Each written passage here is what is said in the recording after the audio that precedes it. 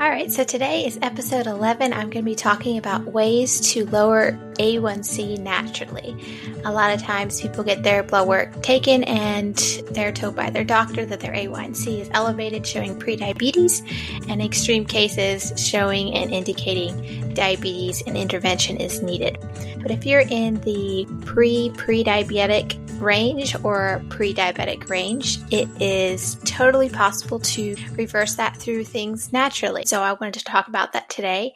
Oftentimes, people are suffering from insulin resistance, which is when the body becomes resistant to the hormone insulin, which insulin is used to lower blood sugar, to lower glucose in the blood, so we don't have bad things happen.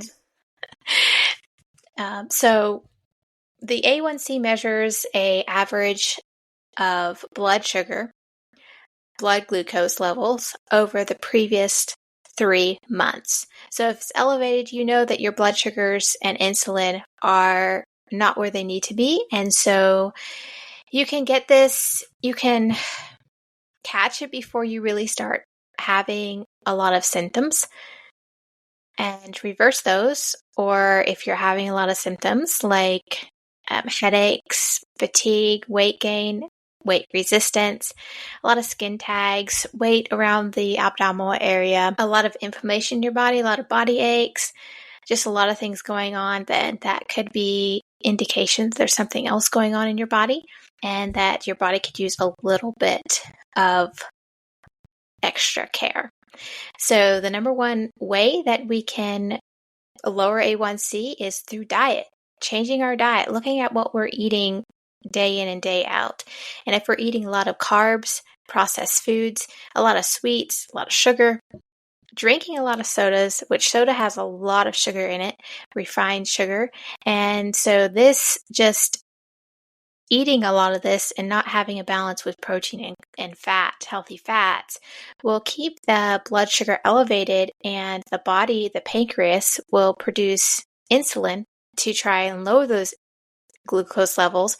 And over time, with the high production of insulin and glucose, the cells become resistant to it, and the body has to produce even more insulin to say, hey, pay attention, we need to lower this blood sugar, or bad things will happen.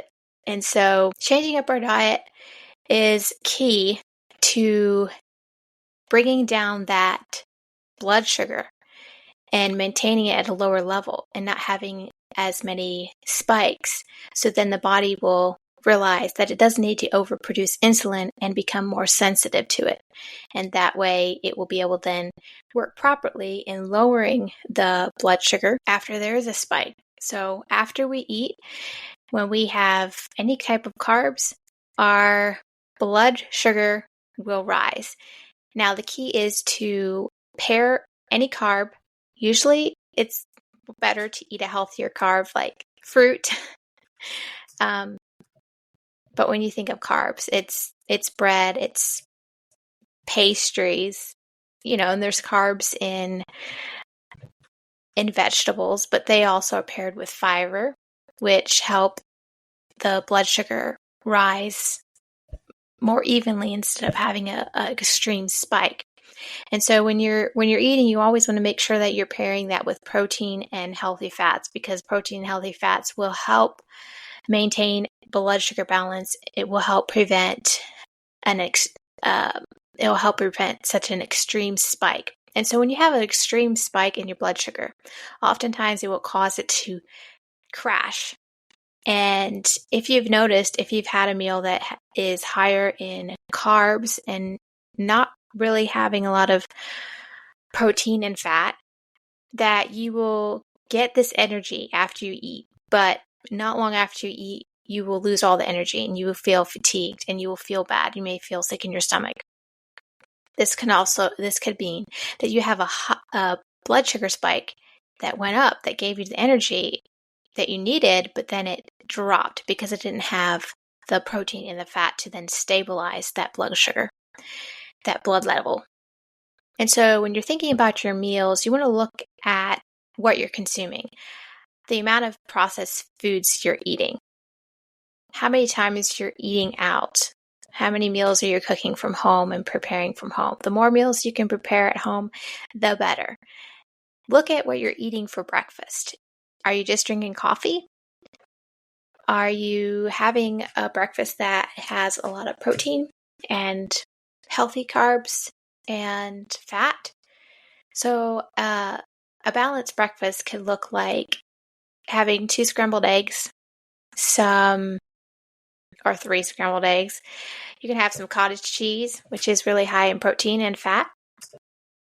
And you can have some like turkey bacon and some fruit on the side, which you can opt for low glycemic fruit, which is berries. Love berries, strawberries, blueberries. And those don't cause an extreme glucose spike, unlike foods like oranges and potatoes. So the good rule of thumb is to aim for at least 30 grams of protein at breakfast and at each meal throughout the day. So breakfast, lunch, and dinner. And if needed, 10 grams of protein with your snack in between meals if needed. The one thing with insulin resistance is because the body is not responding to insulin to lower the blood sugar, it could give a false sense of not getting what it needs. So you've eaten a meal, but not long after that, you feel very fatigued. You feel low energy. You don't feel well, and you almost feel that you hadn't even eaten.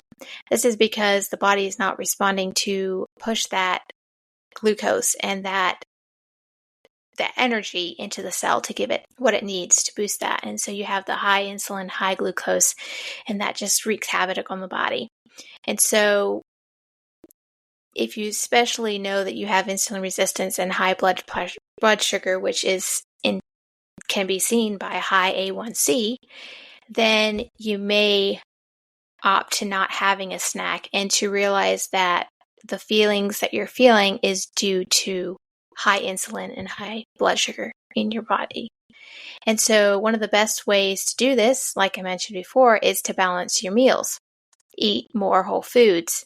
Eat high quality protein, high quality fats. Stay away from seed oils and foods that cause inflammation, which would be processed foods and processed carbs. And being mindful when you're eating slowly, chewing your meals thoroughly, and drinking coffee after a meal instead of before a meal. This will all aid in giving your body what it needs and the signal to then lower those glucose levels and not give as much of a spike so those levels can come down and your pancreas doesn't have to overproduce insulin. And it can take a while, especially if you've been dealing with this for years. It can take a while for the body to heal. Another way is to exercise regularly, especially after meals. I know with me struggling with insulin resistance and my A1C being pre-diabetic, I was able to reverse that. And what I would say one of the contributing factors was exercising after meals. I also just want to say when you're looking at your meals, how I've done it is if I can identify everything that I'm eating, everything on my plate, then most likely it's going to be supportive to my health goals. If the food is so processed that I can't identify what's in it, then maybe I shouldn't be eating it. So you just keep that in mind. I know that some people's schedules are really busy and it can be difficult to plan ahead on supporting yourself through your meals, and it can be really challenging. So thinking ahead of time, doing that meal prep, making meals that you can make in a batch that you can have multiple meals from that recipe is helpful too. So back to exercising after meals. Like I mentioned, after we eat, our blood sugar rises, and then the pancreas produces insulin to then bring that glucose level back to where it needs to be to sustain health. So exercising afterwards will then help the muscles actually use that extra glucose in the blood for energy and with the muscles pumping and everything. There was a study done, and it was done on obese men, but I have seen it work for me as a woman. where they found that exercise or doing 10 squats every 45 minutes in an 8-hour workday did more for balancing blood sugar and weight loss than 30 minutes of walking. So right there, that it's amazing that they were able to do this study to show that. So if you do have a desk job, more sedentary job, getting up every 45 minutes to an hour when you can, even if it was just, when you get up to use the restroom or get up to get a drink of water or something, doing 10 squats throughout the day will help immensely. I know this personally from experience. I work at an infusion nurse 1 to 2 days a week, and I do a lot of work at the desk, even though I'm giving infusions, starting IVs, getting blood pressures and whatnot. So it's an 8-hour workday, and whenever I take a break or I get up to use the restroom, I do at least 10 squats. Sometimes I do 30 if I'm feeling like it and I don't have to rush back for a patient. And so I found this to work greatly. So after your meals, to just take a few minutes, do 10 squats. And I know a lot of people think that is a lot, or they don't feel like they're physically able to do that. Then take time to do 10-minute walk. Just walk around, get outside, get a breather, take 10-minute walk. Do 20 minutes if you have the time. But I found this really beneficial, and I really saw how this helped in supporting my health goals when I had a continuous glucose monitor. And so I was able to see what my glucose was approximately, because it's not really accurate, but it was roughly what my blood sugar was before eating a meal, after eating a meal, and then after taking a walk. And so exercising after helps regulate the blood sugar so that it doesn't have such a spike, so that it can help bring down that A1C over time and help the body become more accepting, more not as resistant to insulin, which is super important. So just working out, if you can't do it after meals, depending on how your work schedule is, but just devoting 30 minutes a day to some form of exercise, whether that's Pilates, yoga, walking, running, whatever, swimming, bicycling, 30 minutes a day where you are focused on moving your body, getting your blood moving and your muscles moving is really beneficial to your health and reaching your goals. Lowering inflammation is very important. So you notice that with a high A1C, blood sugar dysregulation, high insulin, there's a lot of inflammation going in the body. It's metabolic dysfunction.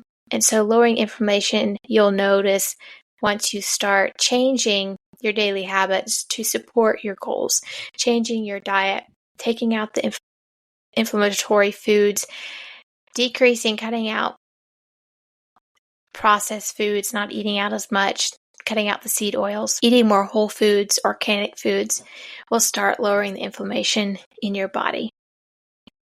So, regulating your blood sugar and insulin levels will lower that inflammation in your body.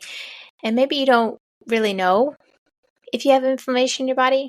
Some symptoms you can have is feeling tired all the time, fatigue, difficulty sleeping, headaches, body aches, feeling achy all the time, irritable, depressed, just a lot of skin tags, which is usually indicative of insulin resistance, just feeling horrible. I know for me, when I had a lot of inflammation in my body, one of the things that was big for me was the amounts of body aches and how sore my feet were. When I get out of bed or just stand up, they were so sore I could barely walk. But once I started lowering the inflammation in my body, that all went away. I had plantar fasciitis, which massage and stretching helped temporarily, but just always having that pain, extreme pain and difficult walking. But once I regulated about my blood sugar, lowered my A1C, lowered my insulin levels, and lowered the inflammation in my body. And all that went away. And it was incredible to see, incredible to experience. So it is really, really possible. Another thing is lowering stress. Stress wreaks havoc on all our body systems. And sometimes we can be in fight or flight mode and not really realize it. So taking time to check in with your body to see where you're at, where your stress level is really important. If you notice yourself holding your breath, becoming irritable really easy, having difficult sleeping, having lots of headaches, getting an upset stomach after meals, a lot of anxiety, maybe tensing up parts of your body, holding up your shoulders. And I mean, there's a slew of other crazy symptoms people have that is related to having high cortisol and high stress levels. And so checking in with your body and making conscious effort to make time in your day to lower your stress is really important in reaching your goals and better health. So just to recap, it is totally possible to lower your A1C and diabetes risk naturally. And ways to do that is through diet and exercise, lowering inflammation in your body, and lowering stress. These are all things that you can do to actively take charge of your health, to become a better you, to feel better. So with that, thanks for listening. This is a podcast that is for educational and informational use only and should not be used as a substitute for professional medical advice. Thanks for joining me. If you enjoyed this episode, please hit that subscribe button, share with a friend, and leave a review on your preferred platform. I'd love to hear your thoughts. Until next time, continue to embrace life and thrive where God has planted you right now.